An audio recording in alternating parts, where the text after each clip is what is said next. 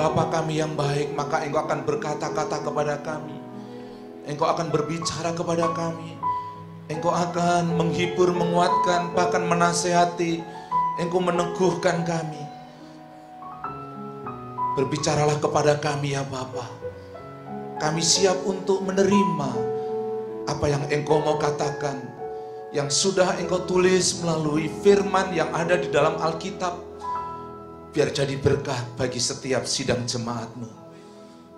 Roh Kudus, biarlah urapan-Mu ada pada hamba, urapan-Mu ada pada jemaat-Mu. Biarlah mereka dipersiapkan oleh Engkau dengan sungguh-sungguh untuk menerima berkat firman-Mu. Dalam nama Tuhan Yesus Kristus, kami berdoa, kami siap untuk diberkati, kami siap untuk ditabur oleh kebenaran firman. Dalam nama Yesus, amin, amin. Shalom Bapak Ibu yang saya kasihi, dimanapun Bapak Ibu berada. Senang sekali pada hari ini kita bisa beribadah kepada Tuhan. Pastikan Bapak Ibu siapkan diri dengan baik untuk mendengarkan firman Tuhan. Untuk menyampaikan firman Tuhan ini saya telah mempersiapkan dengan sungguh-sungguh. Saya menulisnya saja sambil mencari gambar-gambarnya hampir 8 jam. Saya berdoa, saya berpuasa, dan saya sangat serius untuk menyampaikan firman ini. Dan kiranya apa yang menjadi pesan Tuhan, firman Tuhan hari ini boleh jadi berkat buat kita semua. Hari ini saya akan berbicara dengan judul menang atas pencobaan. Khotbah saya dengan judul menang atas pencobaan yang terambil dari Matius pasal 4 ayat 1 sampai ayat 11. Injil Matius pasal 4 ayat 1 sampai ayat 11. Kisah Tuhan Yesus menang atas pencobaan iblis di padang gurun. Mari kita baca bersama-sama Injil Matius pasal 4 ayat 1 sampai 11. Maka Yesus dibawa oleh Roh ke padang gurun untuk dicobai iblis. Dan setelah Yesus berpuasa 40 hari dan 40 malam, akhirnya laparlah Yesus. Lalu datanglah si pencoba itu dan berkata kepada Yesus, "Jika engkau anak Allah, perintahkanlah supaya batu-batu ini menjadi roti." Tetapi Yesus menjawab, "Ada tertulis, manusia hidup bukan dari roti saja, tetapi dari setiap firman yang keluar dari mulut Allah." Ayat 5, kemudian iblis membawa Yesus ke kota suci dan menempatkan dia di bubungan bait Allah. Lalu berkata kepada Yesus, "Jika engkau anak Allah, jatuhkanlah dirimu ke bawah, sebab ada tertulis mengenai engkau, ia akan memerintahkan malaikat-malaikatnya, dan mereka akan menatang engkau di atas tangannya, supaya kakimu jangan terantuk kepada batu." Ayat 7, Yesus berkata kepadanya, "Ada tertulis, janganlah engkau mencobai Tuhan Allahmu." Ayat yang ke-8, dan iblis membawa Yesus pulang ke atas gunung yang sangat tinggi dan memperlihatkannya kepadanya semua kerajaan dunia dengan kemegahannya, dan berkata kepada Yesus, "Semua itu akan kuberikan kepadamu jika engkau sujud menyembah aku." Maka berkatalah Yesus kepadanya, "Enyahlah iblis, sebab ada tertulis, engkau harus menyembah Tuhan Allahmu dan hanya kepada Dia sajalah engkau berbakti." Lalu iblis meninggalkan Yesus, dan lihatlah malaikat-malaikat datang melayani Yesus. Sungguh ini ayat yang luar biasa. Kita bisa melihat dari perikop ini tentang Yesus dicobai oleh iblis. Sebelum kita membahas ayat-ayat itu, apa itu pencobaan? Kalau diambil dari Greek Lexicon atau kamus bahasa Yunaninya, berasal dari kata peiraso. Jadi pencobaan itu berasal dari kata periaso. Peiraso sesuai dengan konteks di sini diterjemahkan dalam bahasa Inggrisnya adalah isai, menguji kadar seperti emas, diuji kadarnya. Ini saya gambarkan konten isi tentang iman dan keyakinan orang percaya. Perlu diuji kadar imannya, keyakinannya. Yang kedua adalah eksamen. Ini menguji seperti seorang pelajar. Jadi pengetahuannya yang diuji di sini. Jadi orang diuji sejauh mana ia sudah tahu. Pengetahuannya sejauh mana, pengertiannya sejauh mana, selama dia belajar itu. Berikutnya adalah proof, ingin membuktikan benar atau tidak. Kalau dia Kristen, Kristen yang benar atau tidak. Kalau dia seorang suami, suami yang benar atau tidak. Kalau dia seorang istri, istri yang benar atau tidak.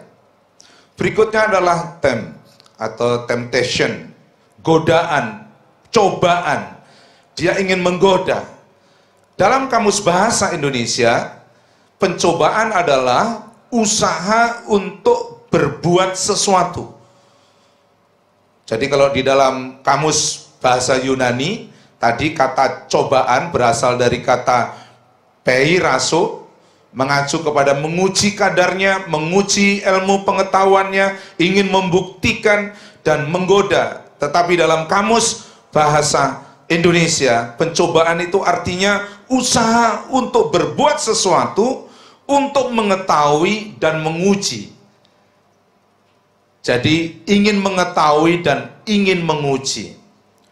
Dalam konteks ini, dalam teks ini, Yesus sedang berpuasa 40 hari, 40 malam, dan akhirnya iblis datang mencoba Yesus dengan tujuan tentu sesuai dengan makna dan maksud pengertian peiraso tadi.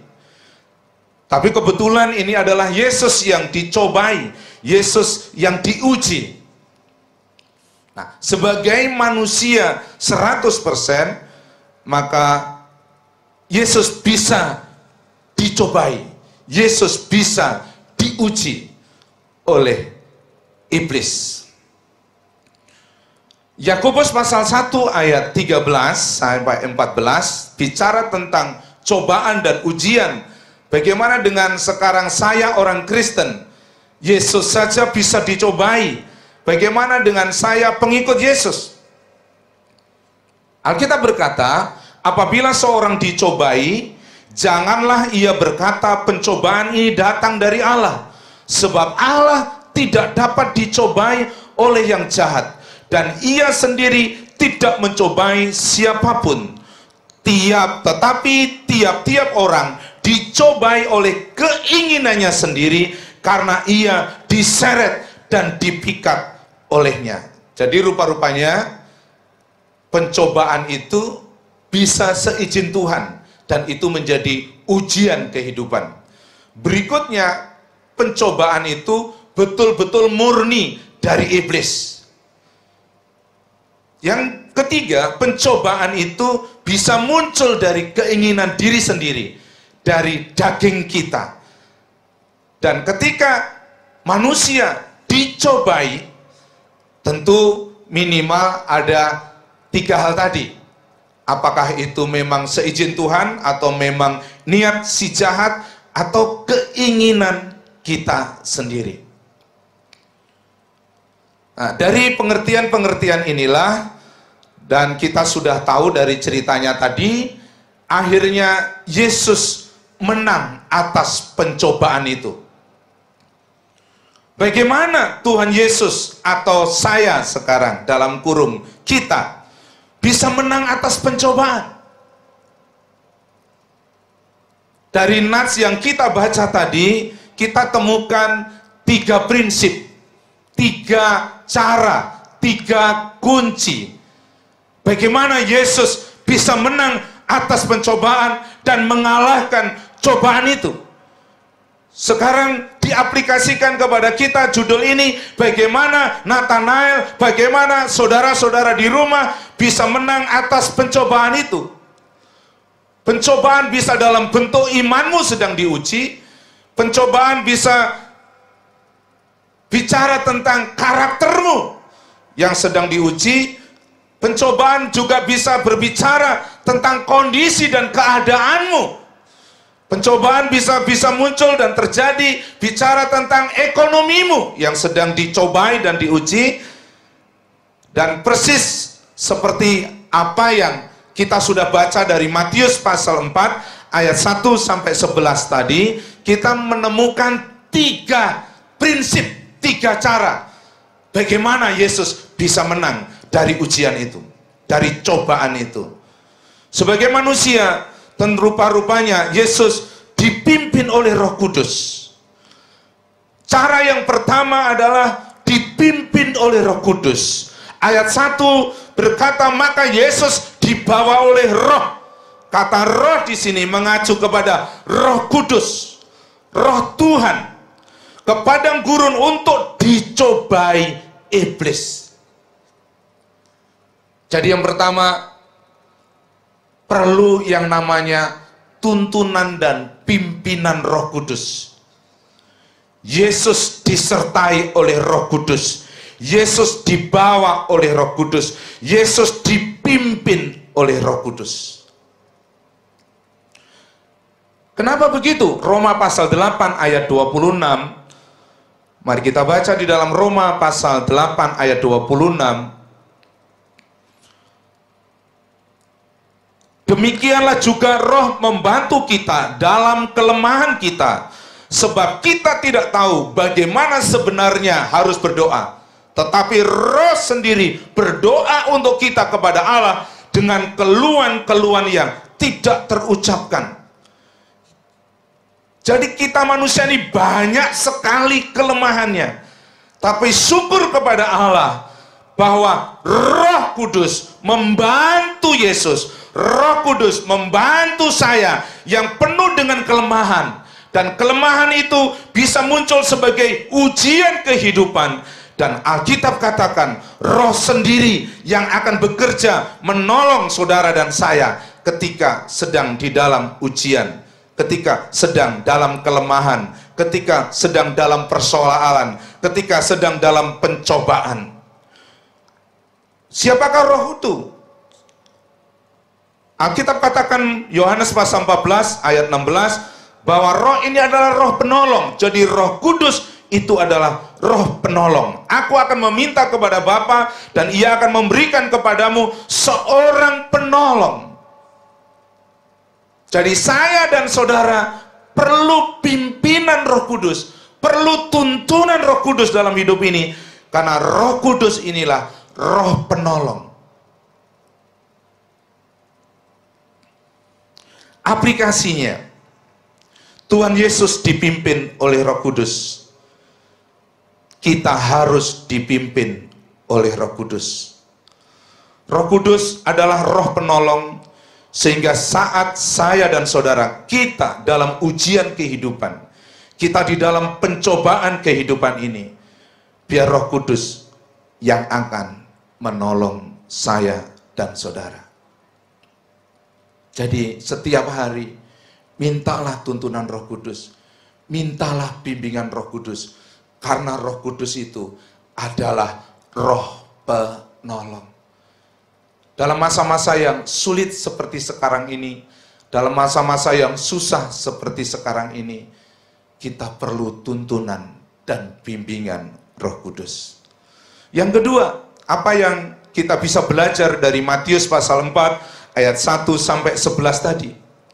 Yang pertama, Yesus dipimpin oleh Roh Kudus. Kita harus juga dipimpin oleh Roh Kudus. Kita harus minta tuntunan dan pimpinan Roh Kudus.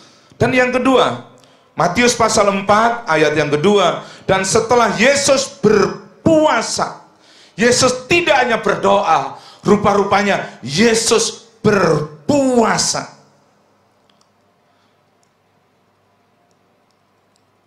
Yesus menang atas cobaan, dan iblis akhirnya enyah, iblis akhirnya lari tunggang langgang, dan akhirnya Yesus dilayani oleh malaikat-malaikatnya. Artinya Yesus menang atas ujian itu. Rupa-rupanya ada kiat yang kedua. Dari nats ini kita temukan kata yang sederhana, tapi ini sangat luar biasa, yaitu berpuasa.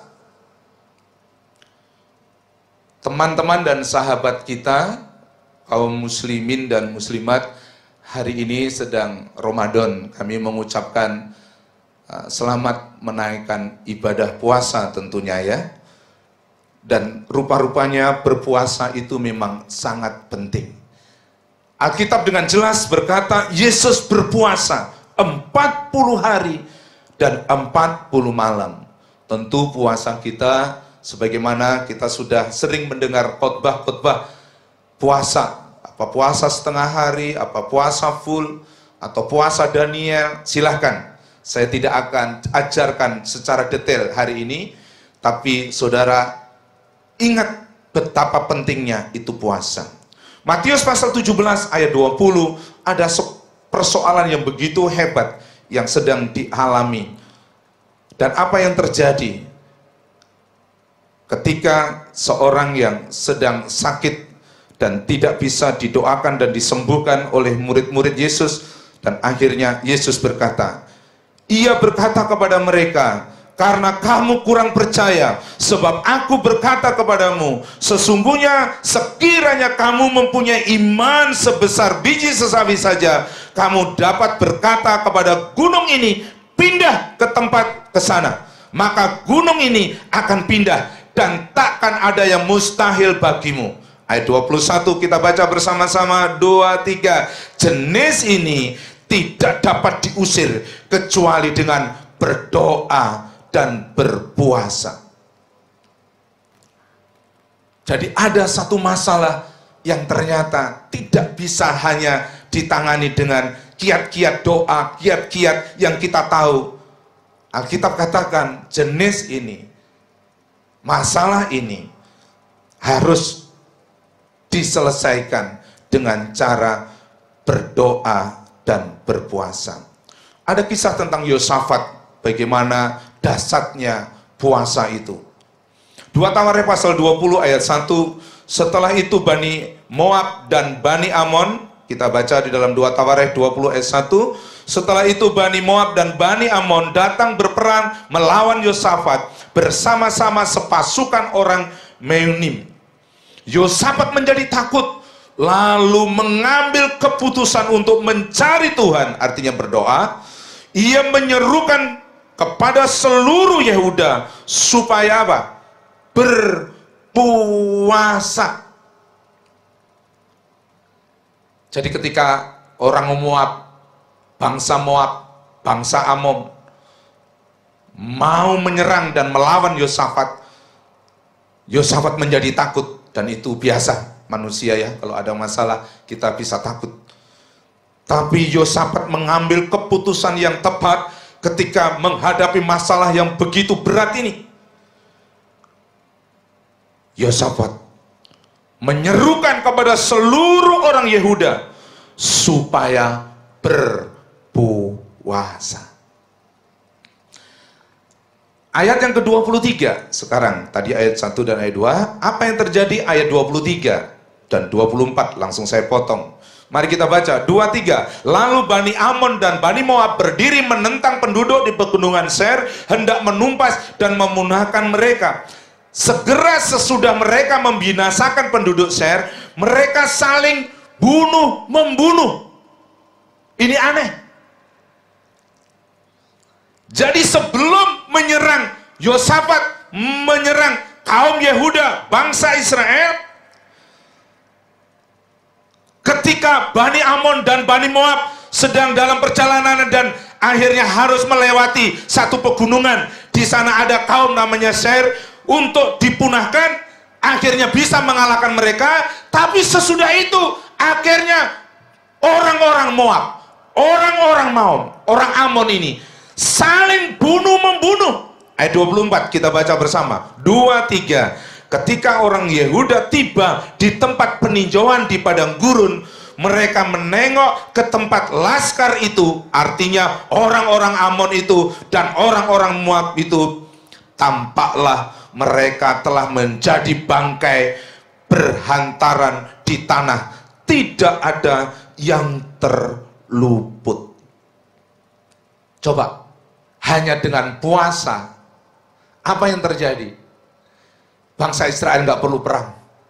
Allah yang turun tangan, Bani Moab dan Bani Amon akhirnya saling bunuh-membunuh dan semua mati. Aplikasinya buat saya dan saudara, Tuhan Yesus berpuasa dan berdoa. Tuhan Yesus mengajarkan puasa dan doa. Jenis ini, masalah ini tidak hanya dengan doa, harus dengan puasa. Singkat cerita, anak yang sakit ayam tadi sembuh karena doa dan puasa ini. Raja Yosafat dan rakyatnya berpuasa.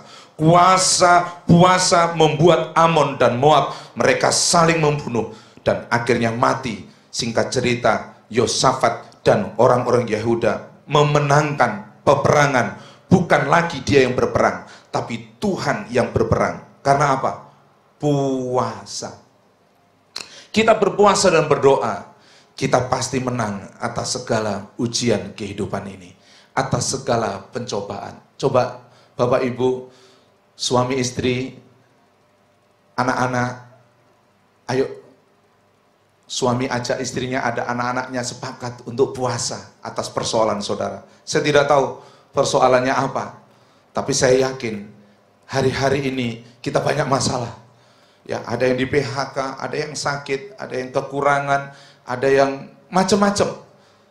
Ambillah waktu untuk berpuasa.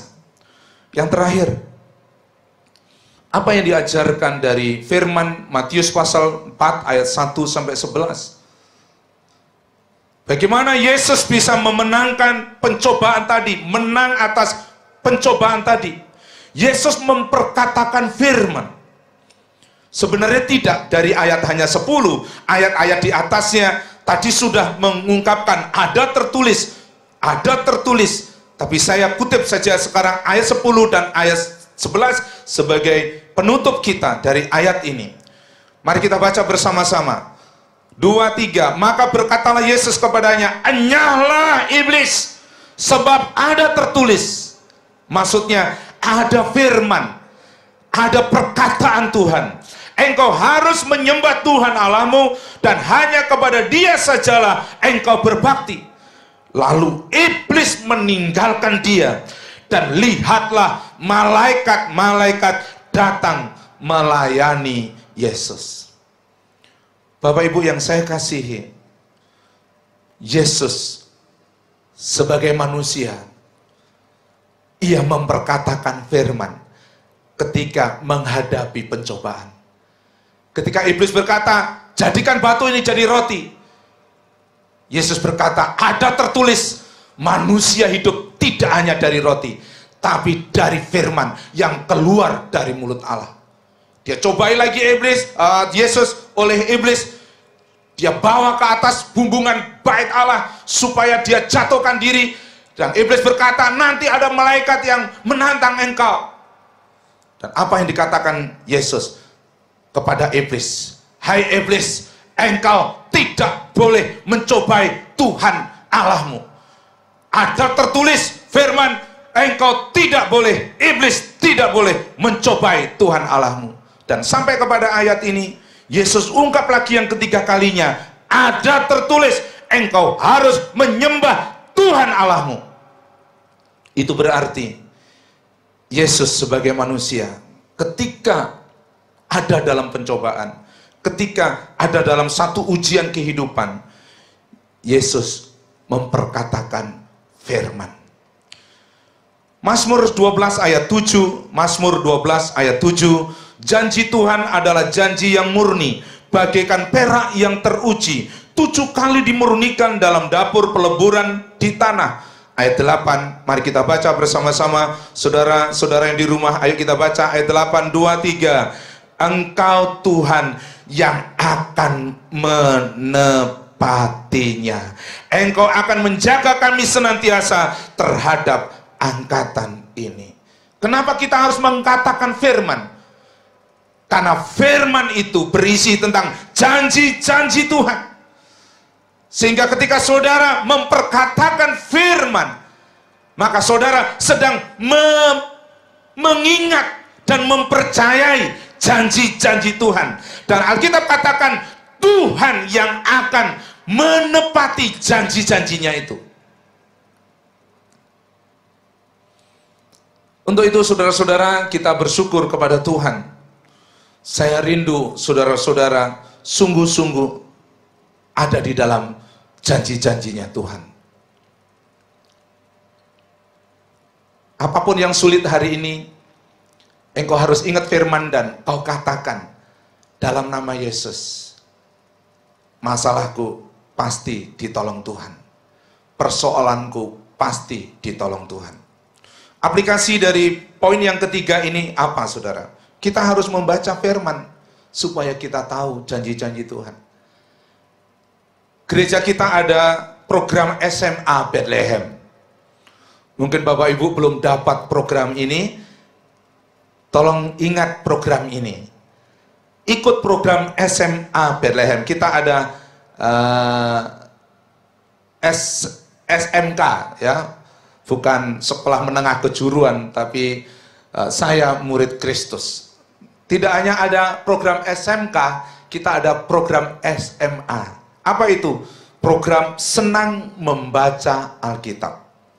Kalau saudara jemaat baca sehari 3 pasal, ya nggak bisa 2-3 pasal. Yang penting saudara baca dulu, mulai saja. Ya kalau saudara para PKS, saudara para penata layan, bacalah minimal 5 pasal.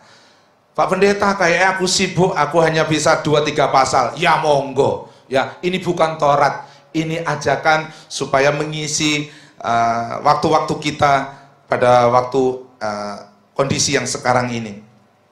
Kalau saudara hamba Tuhan seperti saya, ya saya 10 pasal. Saya setiap malam saya harus baca firman Tuhan 10 pasal. Dan percayalah janji-janji firman yang saudara ingat dari firman yang saudara baca, itu saudara akan saudara katakan setiap hari. Jadi kalau ada masalah, katakan ingat firman apa, katakan aku percaya. Kalau perempuan pendarahan saja dijamah Tuhan, aku pasti juga dijamah Tuhan. Kalau orang buta saja sembuh, bisa menjadi melek, aku juga punya sakit, dalam nama Yesus, aku bisa sembuh. Jadi kalau saudara membaca Alkitab, saudara nanti tahu firman, tahu cerita-cerita firman, di sana banyak janji-janji Tuhan, dan banyak peristiwa-peristiwa yang ajaib, yang akan membantu saya dan saudara menjadi orang-orang yang hebat. Jadi bagaimana supaya kita menang atas pencobaan? Yang pertama, kita harus dipimpin Roh Kudus. Setiap hari mintalah tuntunan Roh Kudus, mintalah bimbingan Roh Kudus. Roh Kudus itu sudah ada di dalam diri saudara sebenarnya. Tapi saudara ingat, Roh Kudus, katakan itu, bantu saya, tolong saya. Karena Roh Kudus itu Roh penolong. Yang kedua, kita harus berpuasa dan berdoa. Ambil waktu untuk berpuasa. Saya berpuasa, saudara juga harus berpuasa. Kita harus berpuasa. Kita harus, yang ketiga, memperkatakan firman setiap hari. Bagaimana supaya kita bisa memperkatakan firman? Kita harus membaca firman setiap hari. Tuhan memberkati.